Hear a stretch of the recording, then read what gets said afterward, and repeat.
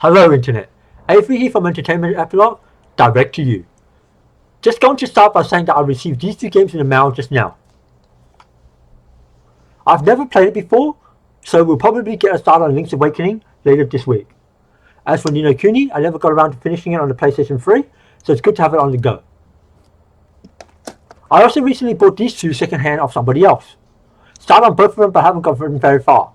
I believe I'm up to the house selection in Fire Emblem, but haven't decided on which of the three houses I want to play with yet. As for Ultimate Alliance 3, just finished the Wrath, which is basically chapter 2 of the game. So I've been reading a lot of articles on Nintendo Life lately, and it's come to my attention that there's a camp of people that is unhappy with Nintendo providing DLC and expansion passes for their games. Some of them believe Nintendo has fallen from grace and is now following an industry standard that is not good. They believe that DLC should be announced after the game has launched and preferably done well in sales. Then there's what I've called caveman collectors who want a full game experience on cartridge, no questions asked. Basically, they either don't want the game to have any DLC at all, and the complete experience released on launch, or if there's going to be DLC for the game, to release a cartridge with the DLC on cart. So I thought I'll add my 2 cents here and see what others think. Personally, I'm of the camp that standalone DLC packs that work without having to buy or own the game is the best type of DLC. Let me explain.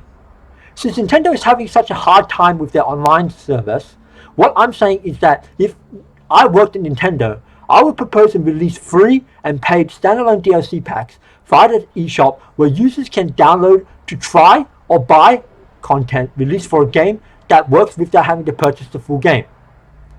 It's a bit of a mouthful, but basically the full experience is released on cartridge, then additional standalone content is released on the eShop as paid or free DLC.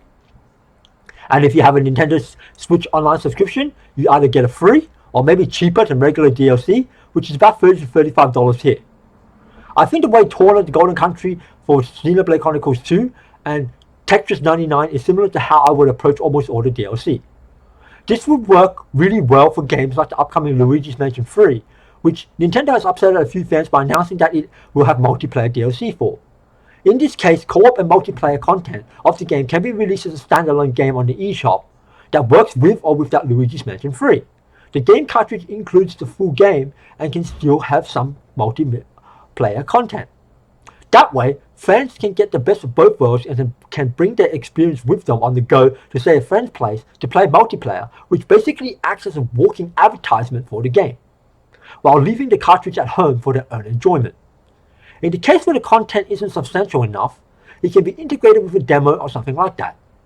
It's a bit different and a bit risky move, but I think this would benefit Nintendo and fans greatly if they took this approach to DLC instead of fans having arguments over whether they love or hate the DLC being announced. That's actually how I envisioned the Switch to work and wish this would have come earlier.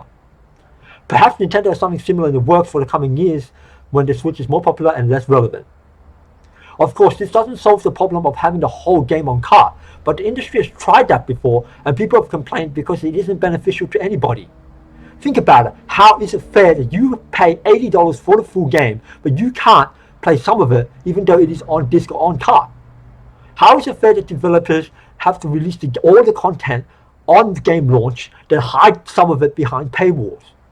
I mean, what's the point of downloadable content if it isn't even downloadable at all? That's so absurd that it has been proposed by some unrealistic, entitled people. Anyway, what are your thoughts on this? Let me know in the comments below. If you like what you hear, please subscribe and consider donating to the channel. Bye for now and not for later. Peace everybody.